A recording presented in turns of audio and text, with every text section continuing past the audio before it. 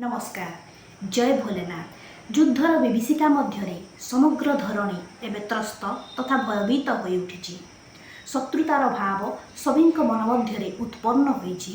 संपर्कर रजु धीरे धीरे शिथिल हो जाइछि। संदेहर कला बादल सबुआड़े प्रसारित हो उठी। तेबे ये जो भयंकर तथा विपद संकुल स्थिति सृष्टि होइछि से स्थिति को नहीं मु गोटे सुंदर कविताटे नहीं आसी जार शीर्षक रही नव सूर्यायन। तेबे चलतु शुणा यही कविताटी को।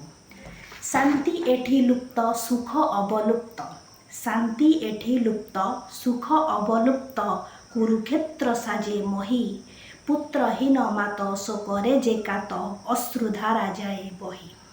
शत्रुतार भाव हुए आविर्भाव, मित्रता हुई नाश, विद्वेषर रीति कराए अप्रीति, अनीतिर उड़े जस।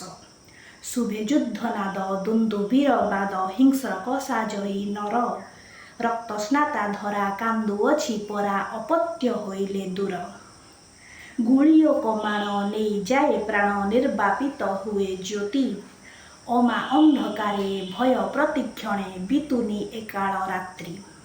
नव सूर्यायन होई आगमन, विपत्ति नेउरे हरि, सभिंकर मने नाची उठु जेन्हे आनंद जाऊरे भरी। धन्यवाद।